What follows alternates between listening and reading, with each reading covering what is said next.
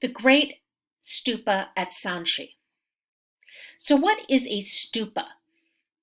The word stupa is said to have been derived from the Sanskrit root stu, meaning to worship or to praise.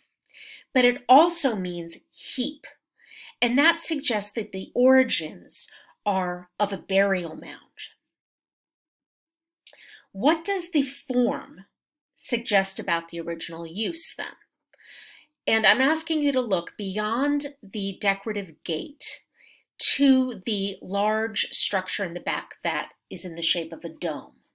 What is the architecture asking you to do?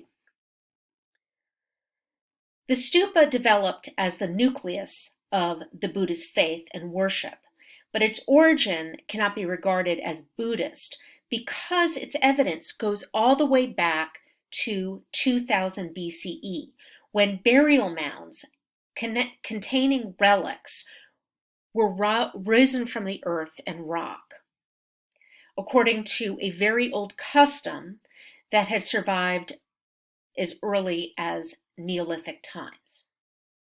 So these burial mounds were common during the lifetime of the Buddha, and he instructed his disciples to erect them at crossroads to commemorate great kings, sages, and heroes.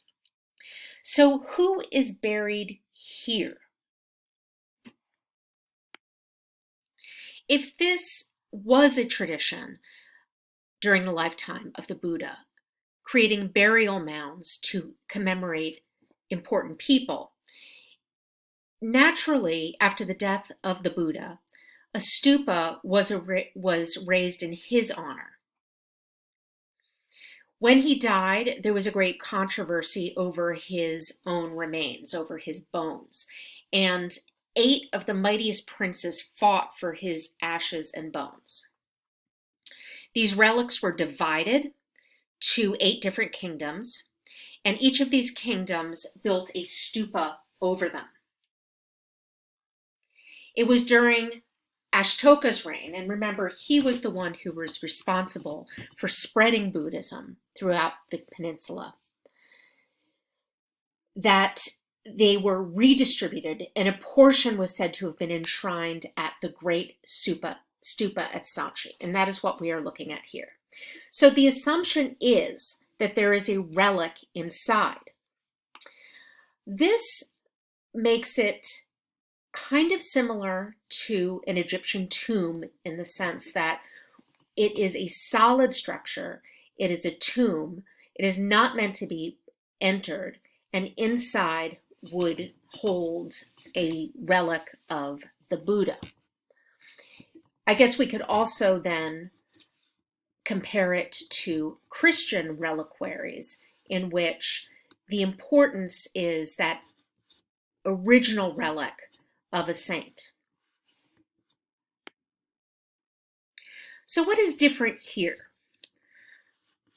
And I'm asking you again, what is the architecture asking you to do? Once we move through this gate, we are guided in a path around this dome, around this circular monument. And this brings us to one of the religious practices of Buddhism, which is to circumambulate or to walk around. This is a practice that inspires meditation, that inspires mindfulness, and creates heat within the body and mimics the rhythm of a heartbeat. In this way, the Buddhist is walking in the pathway, in the footsteps of the Buddha as he goes on his journey to find enlightenment. So it's perhaps only in Buddhism that the particular structure that is created for worship is recommended by its founder, not just for worship and salvation, but also to epitomize that founder's enlightenment nirvana. In this way, the Buddhist stupa goes beyond the prototype of the burial mound, by shifting the emphasis from a particular relic, that original piece of the founder inside the tomb, to have the faithful focus on a higher transcendental activity that is inspired by the Buddha, and thereby attaining that goal, the worshipper's goal, which is for enlightenment. Before Buddhism, great teachers were buried in mounds. Some were cremated, but others were buried seated in a meditative position, and the mounds of earth covered them up. So they are meant to evoke that seated, kind of cross-legged lotus position. So the dome shape of the stupa came to represent a person seated in meditation, much like Buddha was when he achieved enlightenment through the Four Noble Truths. Conceptually, the middle of the stupa is the Buddha's body, and the top of the mound, where a pole rises in the center from the apex, which grounds it in the center, and is surrounded by a small fence that represents the Buddha's head. And we should remember that Buddhism, much like other religions like Judaism and Islam and Christianity, at the beginning did not encourage pictorial representation of the Buddha, but rather the practitioners worshipped the Buddha through a series of symbols or an iconography that were meant to represent the Buddha. So what are the most prominent parts of the stupa? Obviously, we can see that the main structure is a large, solid dome, a flattened hemispherical cupola called an anda, and placed on top of a cylindrical base. The anda, literally an egg, alluded not only to the shape, but also had symbolic importance as a latent creative power. The dome, or the anda, was also meant to be an architectural replica of the universe and the dome of heaven, and also represents the cycle of death and rebirth. The harmika, which is located at the top of the anda, or the dome, symbolizes the peak beyond heaven, beyond life and death, or nirvana.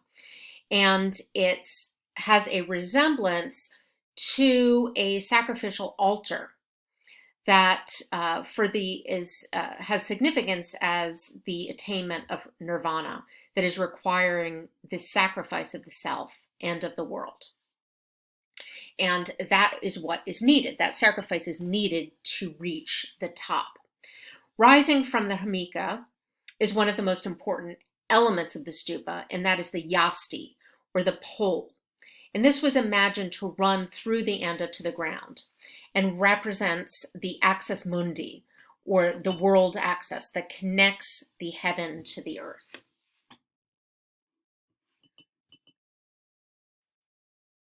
So this yasti, or pole, has two directions, one ascending upwards to the heavens, but also as a channel that would flow down to the reality of the world.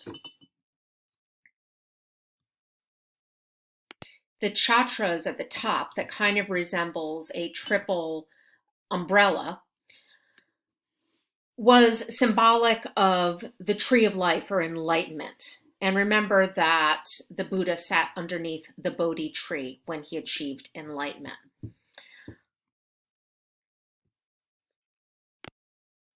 So the practitioner of Buddhism is not meant to enter a stupa.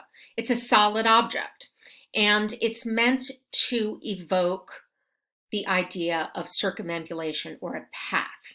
So the Buddhist circumambulates or walks around in a meditational practice that focuses on the Buddha's teaching and the path of enlightenment. And therefore, it kind of resembles one of the symbols of the Buddha, which is a wheel.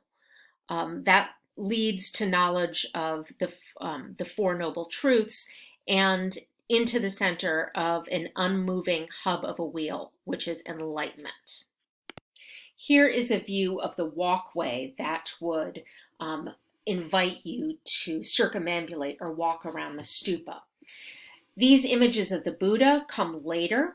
Remember, as I said, images of the Buddha at the beginning of Buddhism were non-existent because he was symbolized by a coded system or vocabulary of Buddha symbols like the wheel or the deer or a lotus flower or footsteps. The Torana, which is a gate through which you enter and approach the stupa,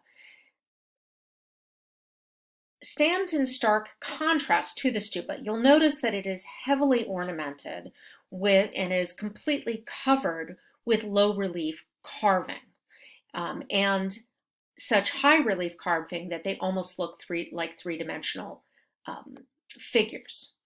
So why is there such a contrast between the figuration of the Torana and the stark plainness of the stupa? We see animals like elephants, monkeys, lions. There are also these kind of voluptuous female figures that are leaning outwards, framed by fruit trees. All of this imagery is showing abundance and fecundity and fertility.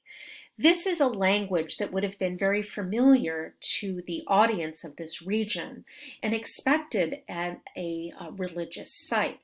So Buddhism, a new religion, is using a familiar and understandable language of the region in order to introduce this religion, introduce this practice, so the new Buddhist, the convert, would feel comfortable walking through to this site. So it's kind of a transitional space moving from the exterior world to the world of meditation. The Toranas mark the 4 compass points and are about 34 feet tall.